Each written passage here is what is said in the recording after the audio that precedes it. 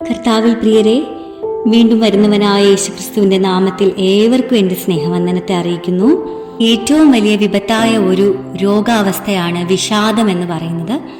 ലോക ആരോഗ്യ സംഘടനയുടെ കണക്കുകൾ അനുസരിച്ച് 30,000 കോടി ജനങ്ങൾക്കെങ്കിലും ഈ ലോകത്തിൽ വിഷാദ രോഗം പിടിപെട്ട് കഴിഞ്ഞിരിക്കുന്നു. അത് റിപ്പോർട്ട് ചെയ്ത കണക്കാണ്. ഇതിനേക്കാളും രോഗാവസ്ഥകൾ അനുഭവിക്കുന്ന വീട്ടിലിരിക്കുന്ന അമ്മമാരുണ്ട്, കുഞ്ഞു മക്കളുണ്ട്, യുവജനങ്ങളുണ്ട്, ബാലഗണങ്ങളുണ്ട്. വിഷാദം എന്ന് പറയുന്നത് മനസ്സിന്റെ ഒരു പ്രത്യേക അവസ്ഥയാണ്. മാനസിക രോഗങ്ങളുടെ ഗണത്തിലാണ് വിഷാദ രോഗം വരുന്നത്. ഇംഗ്ലീഷിൽ ഇതിനെ ഡിപ്രഷൻ എന്നാണ് പേര് നൽകിയിരിക്കുന്നത്. ഒരു കാര്യവും മനസ്സോടെ ചെയ്യാൻ കഴിയാത്ത ഒരവസ്ഥയാണ്. സംസാരത്തിനെ ബാധിക്കുകയും ആൾക്കാരുമായുള്ള ഇടപെടലിനെ ബാധിക്കുന്ന ഒരവസ്ഥ, കേൾക്കുന്ന കാര്യങ്ങൾ മനസ്സിലാക്കാൻ കഴിയാത്ത ഒരവസ്ഥ. അമ്മമാരെ പറ്റി പറയുകയാണെങ്കിൽ നമ്മുടെ മക്കൾക്ക് ആവശ്യമായ കാര്യങ്ങൾ സമയത്തിന് അറിഞ്ഞു ചെയ്തു കൊടുക്കുവാൻ കഴിയാതിരിക്കുന്ന ഒരവസ്ഥ, ആരോടും പറഞ്ഞറിയിക്കാൻ കഴിയാത്ത വിഷമം, ഉള്ളിൽ തിങ്ങിപ്പൊട്ടുന്നതായ ഒരവസ്ഥ, എന്ത് കാരണമെന്നറിയാതെ മനസ്സിൽ വിഷമം തളം കിട്ടുന്ന ഒരവസ്ഥ, എപ്പോഴും കരയാൻ തോന്നുന്നു, കിടക്കാൻ തോന്നുന്നു, കൈകാലുകൾക്ക് വേദനയോ ക്ഷീണമോ പോലെ എപ്പോഴും അനുഭവപ്പെടുന്നു, നമുക്ക് ആരുമില്ല എന്നുള്ളൊരു ഒറ്റപ്പെടുന്ന തോന്നൽ അനുഭവപ്പെടുന്നു.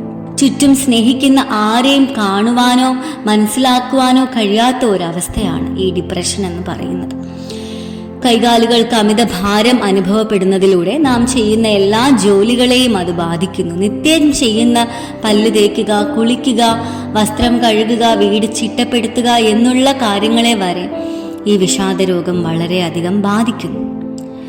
139 സങ്കീർത്തനം വായിച്ചപ്പോൾ ശരിക്കും പറഞ്ഞാൽ ആരുമില്ല എന്നുള്ള തോന്നൽ, ഇല്ലെങ്കിൽ എന്നെ മനസ്സിലാക്കുന്ന ആരുമില്ല ഈ ലോകത്തിൽ എന്നുള്ള തോന്നലിന് അതൊരു വലിയ ആശ്വാസമാണ് ഏകിയിരുന്നത്. ജനിക്കുന്ന നാൾ മുതൽ നാം മരിക്കുന്ന നാൾ വരെയും നമ്മെ ഉറ്റുനോക്കുന്ന ഒരു കണ്ണ്, എൽറോയി, എന്നെ കാണുന്ന കണ്ണ്, ഹാഗാറിനെ മരുഭൂമിയിൽ കാണുന്ന കണ്ണ്, അതിന്റെ ആഴം അതിലും അപ്പുറത്താണ് എന്ന് മനസ്സിലാക്കാൻ 139 സങ്കീർത്തനം, അതിലെ ചില അത്ഭുത വചനങ്ങൾ എന്നെ സഹായിക്കുകയുണ്ടായി. അതിലേറ്റവും പ്രധാനമായത് 14 വചനമായിരുന്നു. ഭയങ്കരവും അതിശയവുമായി എന്നെ സൃഷ്ടിച്ചിരിക്കുകയാൽ ഞാൻ നിനക്ക് സ്തോത്രം ചെയ്യുന്നു.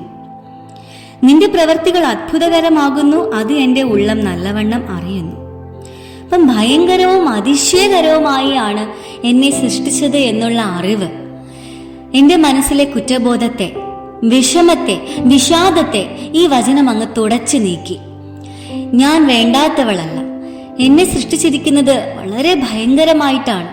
കർത്താവ് ഭൂമിയുടെ അധോഭാഗങ്ങളിൽ കൊണ്ടുപോയി എൻ്റെ ആത്മാവിനെ അതിശയകരമായാണ് സൃഷ്ടിച്ചിരിക്കുന്നത്.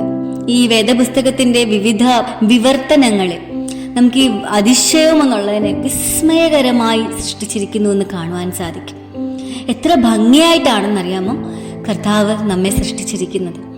അപ്പൊ നമ്മൾ ആരും ഇല്ലാത്തവരല്ല, ആർക്കും വേണ്ടാത്തവരല്ല, നമ്മൾ ചെയ്യുന്ന കാര്യങ്ങൾ കുറ്റം നിറഞ്ഞതല്ല. കാരണം ഇതിൽ പറയുന്നു, എൻ്റെ നടപ്പും കിടപ്പും നീ ശോധന ചെയ്യുന്നു, എൻ്റെ വഴികളൊക്കെയും നിനക്ക് മനസ്സിലായിരിക്കുന്നു. യഹോവേ, നീ മുഴുവനും അറിയാതെ ഒരു വാക്കും എൻ്റെ നാവിന്മേലില്ല. നീ മുൻപും പിൻപും എന്നെ അടച്ച് നിന്റെ കൈ എൻ്റെ മേൽ വച്ചിരിക്കുന്നു. അപ്പോ നമ്മൾ ചെയ്യുന്ന എല്ലാ പ്രവൃത്തികൾക്കും ഒരു കാരണമുണ്ട്. നമ്മൾ നടക്കുന്ന എല്ലാ വഴികൾക്കും ഒരു അർത്ഥമുണ്ട്. ഇന്നൊരുപക്ഷെ നമുക്കൊന്നും ചെയ്യാൻ കഴിയാതെ കൈകാലുകൾ തളർന്ന് കിടക്കുന്നവരായിരിക്കും. പക്ഷേ നമ്മുടെ കൈയെയും വിരലിനെയും യുദ്ധം അഭ്യസിക്കുന്ന കർത്താവ് നമ്മെ എഴുന്നേൽപ്പിക്കും. നമ്മെ എഴുന്നേൽപ്പിച്ച് നമുക്ക് നിക്ഷിപ്തമായിരിക്കുന്ന ജോലികൾ, കാര്യങ്ങൾ, ഉത്തരവാദിത്തങ്ങൾ നമ്മെ കൊണ്ട് ചെയ്യിപ്പിക്കുവാൻ കർത്താവ് നമ്മെ അഭ്യസിപ്പിക്കും. കാരണം നമ്മുടെ പദ്ധതി കർത്താവ് എഴുതി കഴിഞ്ഞിരിക്കുന്നു.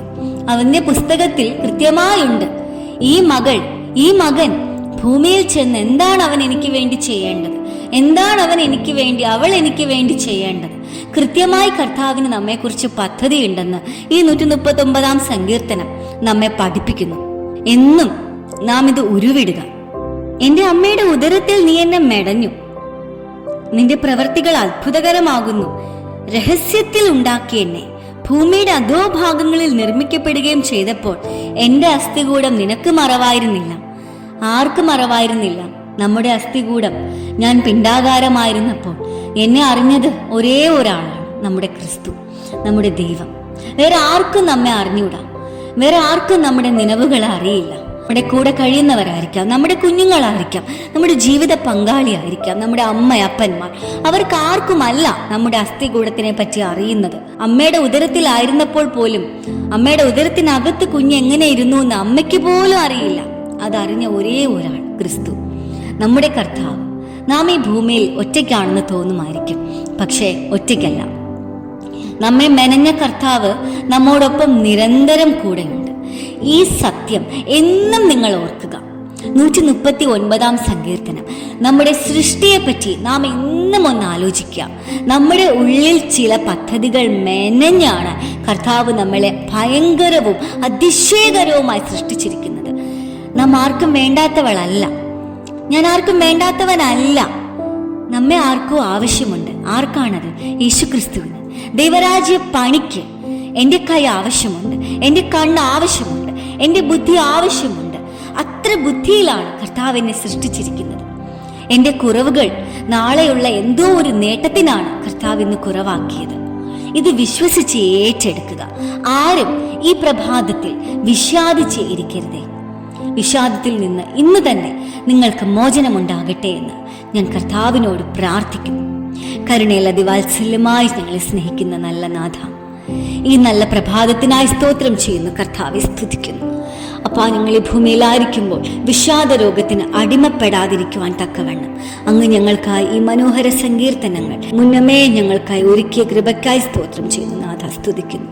ഞാനൊരു പാഴ് ജന്മമല്ലപ്പാ, ഞാൻ ആർക്കും വേണ്ടാത്തവളല്ലപ്പാ, ഞാൻ ആർക്കും വേണ്ടാത്തവനല്ലപ്പാ. നീ എന്നെ എത്ര ഭയങ്കരമായാണ് സൃഷ്ടിച്ചത്, നീ എന്നെ എത്ര അതിശയകരമായാണ് സൃഷ്ടിച്ചത്.